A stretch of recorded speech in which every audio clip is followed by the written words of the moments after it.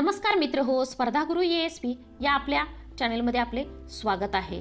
मित्रांनो, आपल्या शिक्षक भरतीमध्ये पुढचा टप्पा म्हणजे समुपदेशन। आता ज्यांचं सिलेक्शन झालेलं आहे त्यांच्यासाठी समुपदेशन आणि नियुक्तीपत्र राहिलेले आहेत। याच्यामध्ये ही काही जिल्ह्यांचं समुपदेशन झालेलं आहे, त्यांना नियुक्त्या मिळालेल्या आहेत। आता जे राहिलेले जिल्हे आहेत, मग याच्यामध्ये कोल्हापूर असेल, सांगली असेल, सोलापूर असेल, तर या जिल्ह्यामध्ये समुपदेशनची प्रक्रिया राहिलेली आहे, बाकी आहे अजून, आणि तीही येत्या काही दिवसामध्ये होऊन जाणार आहे।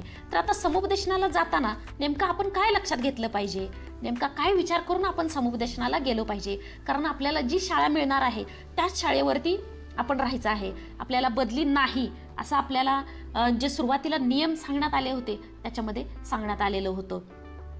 तर यासाठी आपलं समुपदेशन हे अतिशय महत्त्वाचं आहे। त्यामुळं समुपदेशनाला जाताना आपण नेमकी कोणती काळजी घ्यायची हे आज आपण आपल्या या व्हिडिओमध्ये सविस्तररित्या अभ्यासणार आहोत। तत्पूर्वी तुम्ही जर चॅनलवरती नवीन असाल तर नक्की सबस्क्राईब करून ठेवा, कारण आपण अशाच प्रकारचा कंटेंट की जो तुम्हाला उपयोगी आहे, शिवाय तुम्ही जर नेक्स्ट TET असेल किंवा टेट थर्डचा विचार करत असाल, सध्या स्वजिल्हा मिळालेला नाही, त्यामुळे टेट थर्ड देऊन जर स्वजिल्ह्यात यायचं असेल, त्यासाठी जर तुम्ही विचार करत असाल तर आपल्या या चॅनेलवरती आपण काही कंटेंटचे व्हिडिओ टाकत असतो की ज्याच्यामध्ये अगदी एक्झामच्या पॅटर्न ओरिएंटेड तो कंटेंट असतो आणि तोही काही टिप्सने आणि ट्रिक्सने। त्यामुळे त्याचा तुम्हाला नक्की फायदा होईल आणि प्रत्येक व्हिडिओ तुम्हाला ॲटलिस्ट 1 मार्क्स तरी नक्कीच देऊन जाईल। त्यामुळे तुम्ही जर अजून सबस्क्राईब केलं नसेल तर नक्की सबस्क्राईब करून ठेवा। तर पाहूया आपण आपला आजचा हा व्हिडिओ। तत्पूर्वी समुपदेशन नेमकं कोणत्या पॉईंटने होतं किंवा नेमकं कशी प्रोसेस असते त्याची, तर याच्यामध्ये बघा, सर्वप्रथम हा समुपदेशनामध्ये शाळा मागण्याचा अधिकार आपण असं म्हणू किंवा समुपदेशनाचा अधिकार हा दिव्यांगांना असतो, त्यानंतर महिला असतात आणि त्यानंतर जनरल उमेदवार असतात। मग याच्यामध्ये दिव्यांगांना ते जशा शाळांची अवेलेबिलिटी असते आणि सोयीची असते त्यानुसार त्यांना हे दिलं जातं आणि त्यानंतर नंबर येतो तो महिलांचा। मग आता याच्यामध्ये महिला असेल किंवा जनरल उमेदवार असतील तर यांनी नेमके कोणते मुद्दे लक्षात घेतले पाहिजेत की जेणेकरून त्यांना जी शाळा मिळणार आहे त्या शाळा मिळण्यामध्ये या आपण असं म्हणूया की ते अभ्यासपूर्वक जातील किंवा त्यांना त्याचा फायदा होईल। तर आता याच्यामध्ये बघा की ह्या मुद्द्यांचा तुम्ही पहिल्यांदा विचार केला पाहिजे की ज्यावेळेला तुम्हाला समुपदेशनासाठी शाळा दाखवल्या जातील तर त्यावेळेला तुम्ही या मुद्द्यांचा विचार करा, या मुद्द्यांची विचारणा करून घ्या की नेमकी त्या शाळेची पटसंख्या किती आहे, तिथं शिक्षक संख्या किती आहे। कारण होतं असं की समजा तिथं शिक्षक संख्या नाही आहे किंवा एखादा शिक्षक आहे त्या शाळेवरती जिथं 4 शिक्षकांची गरज आहे आणि तिथं एकच शिक्षक आहे आणि तिथं तुम्ही दुसरे जात आहात, तर ते तुम्हाला चालणार आहे का? हे सर्व ह्या ज्या समुपदेशनाच्या गोष्टी आहेत ह्या सर्व ज्याच्या त्याच्या प्रायोरिटीनुसार मॅटर करतात। म्हणजे तुम्हाला जर ते गोष्ट चालत असेल तर नक्कीच तुम्ही त्या शाळेचा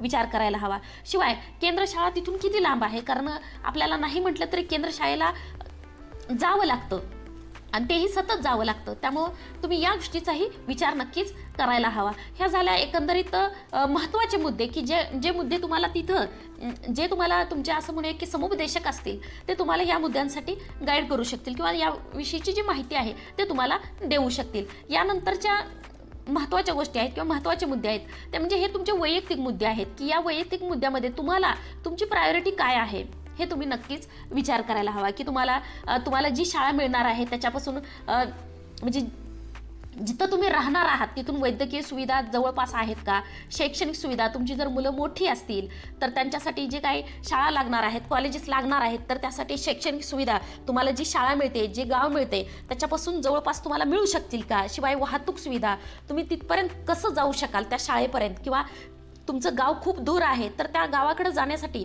तुम्हाला तिथून मग रेल्वे असेल किंवा बस असेल तर तिथूनची वाहतूक ही कशी आहे, या सर्व मुद्द्यांचा तुम्ही विचार करायचा आहे। आणि तो विचार करून तुम्हाला जी शाळा निवडायची आहे ती तुम्ही निवडायची आहे, कारण तुम्हाला एकापेक्षा जास्त शाळा ह्या नक्कीच दाखवल्या जाणार आहेत आणि त्यातून तुम्हाला ती शाळा ही सिलेक्ट करायची असेल त्यावेळेला तुम्ही ह्या मुद्द्यांचा नक्कीच विचार केला पाहिजे।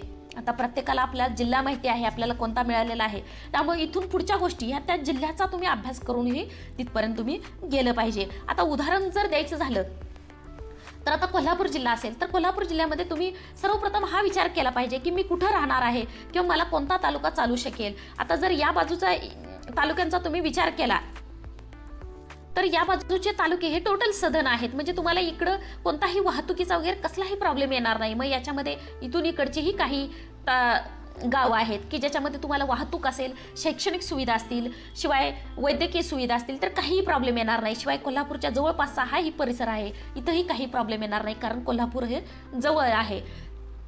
राहतो प्रश्न ते इकडं मग खाली चंदगड असेल तालुका, त्यानंतर इकडचा राधानगरी तालुका असेल, त्यानंतर भुदरगड असेल, शाहूवाडीतली काही गावं असतील. तर या सर्वांचा तुम्ही विचार केला पाहिजे की नेमकं मला कोणतं चालू शकेल, माझी प्रायोरिटी काय आहे.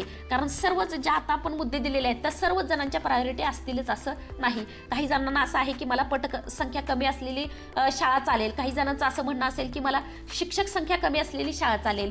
तर यानुसार स्वतः प्रत्येकानं ठरवायचं आहे की माझी प्रायोरिटी काय आहे आणि मला यापैकी कोणता तालुका, कोणतं गाव हे आपल्याला निवडायचं आहे.